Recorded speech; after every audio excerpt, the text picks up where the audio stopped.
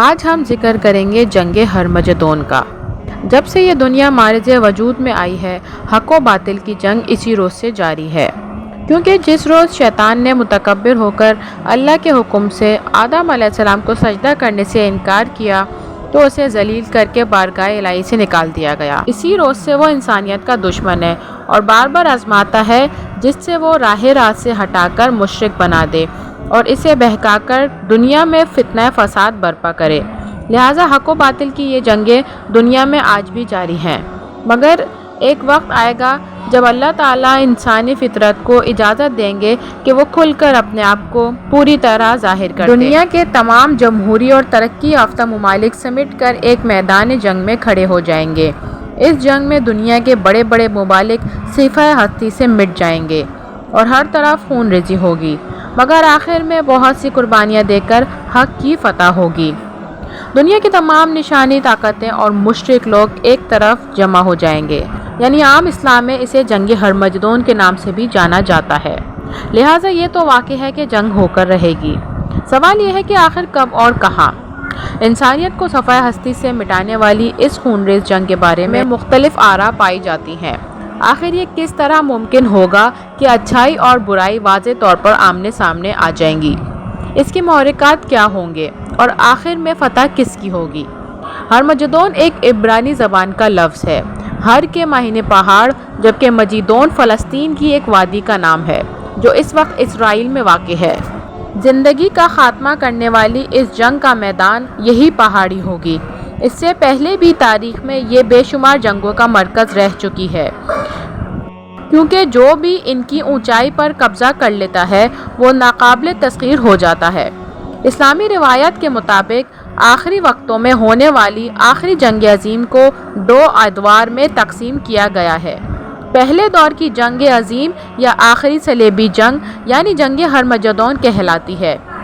اور دوسری جنگ عظیم دجال کے خلاف آخری معرکہ ہوگا۔ احادیث مبارکہ سے ہمیں معلوم ہوتا ہے کہ یہ آخری جنگ ضرور ہوگی جس سے دنیا کا نقشہ بدل کر رہ جائے گا۔ یہ اتنی ہولناک ہوگی کہ اگر 100 مسلمان اس میں حصہ لیں گے تو 99 شہید ہو جائیں گے۔ مگر اس خون ریز جنگ کے نتیجے میں زندگیوں کا مکمل خاتمہ نہیں ہوگا، لیکن یہ قیامت کے آغاز کی نشانی ہوگی۔ قرآن کریم میں سورہ محمد میں اللہ تعالیٰ ارشاد فرماتے ہیں کہ اب تو یہ لوگ قیامت ہی کو دیکھ رہے ہیں کہ ناگہان ان پر واقع ہو،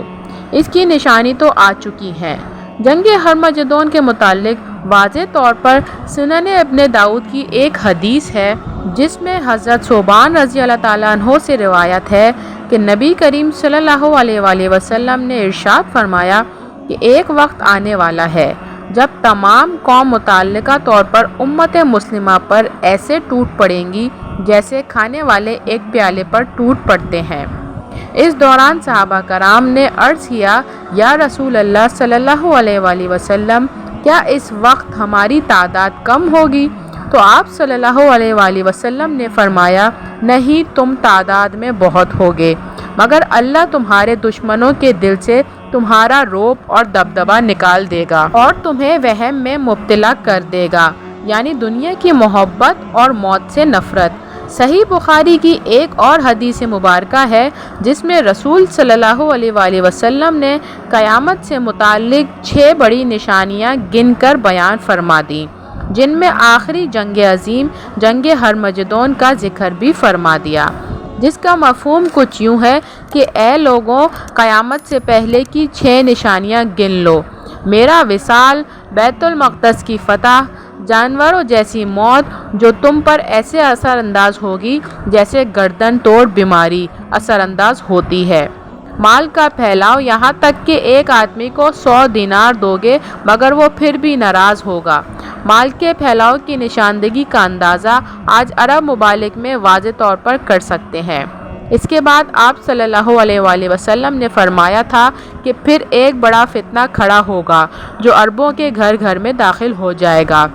ان الفاظ میں آج کی ٹی وی کی بات کی گئی ہے جو مغربی تہذیب کے ذریعے لوگوں کے دماغ کو کنٹرول کر رہا ہے اور عرب کے گھر گھر میں داخل ہو چکا ہے۔ اس کے بعد آپ نے فرمایا کہ تمہارے اور بنو افسر یعنی اہل روم کے درمیان صلح ہوگی۔ دوستوں، یہ آج کا موجودہ دور ہے۔ جس میں روم یعنی عیسائیوں سے صلح کے معاملات اور معاہدے چل رہے ہیں۔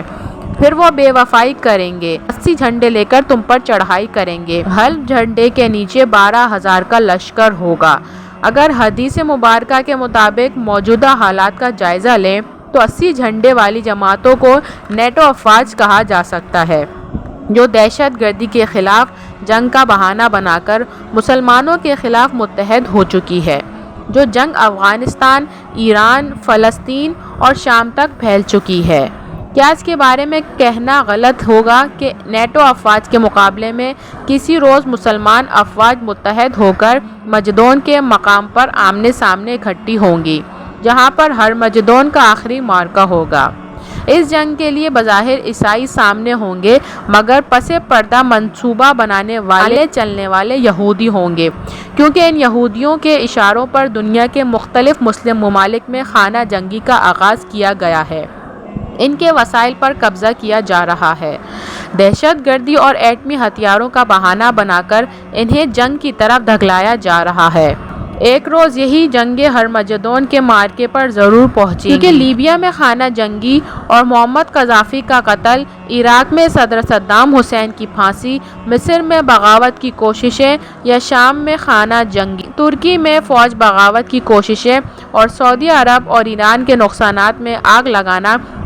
کیا یہ سب محض اتفاق ہے کہ صرف مسلم ممالک کو نشانہ بنا کر دہشت گردی کی آڑ میں چن چن کر قتل کیا جا رہا ہے؟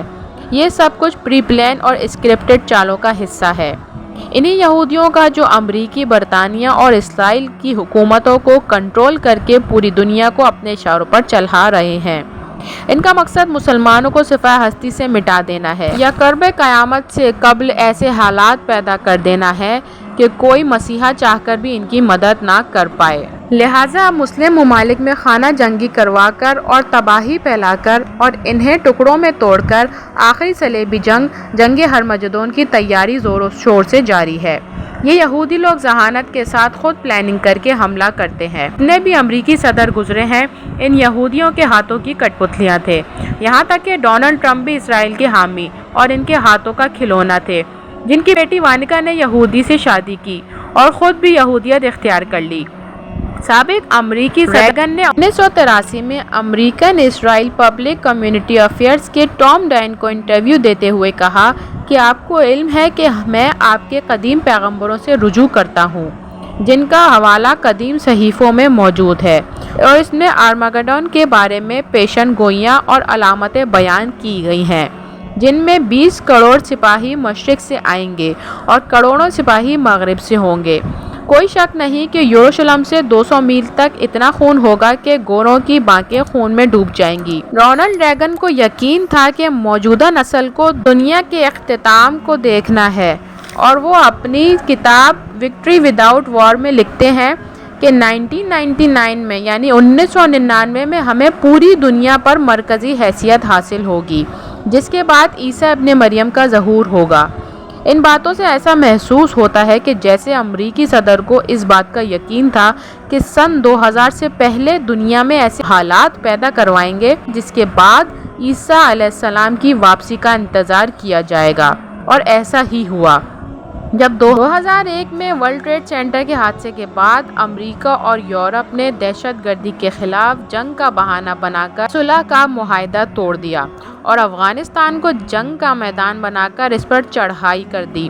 اس مقصد کے لیے یونائٹڈ نیشن کا پلیٹ فارم استعمال کیا گیا۔ یہودی چونکہ ہر چیز کو باقاعدہ منصوبہ بندی اور سازشوں سے لے کر چلتے ہیں، لہٰذا کوئی بھی بڑی چال چلنے سے قبل اسے اشاروں سے ہالی ووڈ فلموں یا کارٹون میں پہلے سے ہی بیان کر دیتے ہیں، جسے پریڈکشن پروگرامنگ کہا جاتا ہے۔ مگر یہ ایک الگ موضوع ہے۔ صدر ریگن کو بھی تمام منصوبہ بندی کا علم تھا اور اسے ایک مہرے کے طور پر استعمال کیا گیا تھا، کیونکہ یہودی حضرت دانیال علیہ السلام کی پیشن گوئی پر یقین رکھتے ہیں کہ ان کا مسیحا زمین پر اترنے والا ہے، جو ان کی بادشاہت کو دنیا میں نافذ کر دے گا، اور وہ تب تک ممکن نہ ہوگا جب تک وہ دنیا میں حکمرانی کرنے اور اسے کنٹرول کرنے کے قابل نہ ہو جائے۔ اسلامی اور عیسائی علماء کے مطابق یہودیوں کا یہ مسیحا دجال ہے، جسے یہودی ایک مسیحا داؤد مانتے ہیں، کیونکہ وہ مانتے ہیں کہ وہ حضرت داؤد علیہ السلام کی اولاد سے ہوگا، جس کی نسبت بنی اسرائیل کے برگزیدہ انبیاء کرام سے ملتی ہے۔ لہٰذا وہ ان کے صدیوں سے منتظر ہیں کہ وہ اس کی بدولت تمام دنیا پر قیامت تک حکمرانی کریں گے۔ اگر عیسائی اس جنگ کے لیے اتنا پرجوش نظر کیوں آتے ہیں؟ اس کی وجہ یہ ہے کہ یہ جنگ ہرمجدون کا ذکر بائبل میں ارمگڈون کے نام سے واضح طور پر آخری اسباب میں بیان کیا گیا ہے،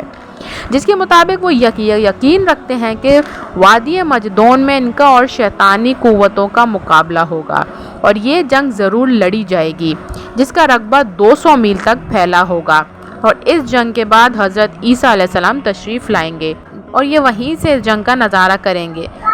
لہٰذا اس جنگ میں انہیں کوئی نقصان نہیں ہوگا۔ یعنی عیسائیوں کے مطابق یہ آخری جنگ بھی ہے اور قیامت بھی۔ ڈونلڈ ٹرمپ نے حال ہی میں یروشلم کو اسرائیل کا دارالخلافہ تسلیم کرنے کا اعلان کیا،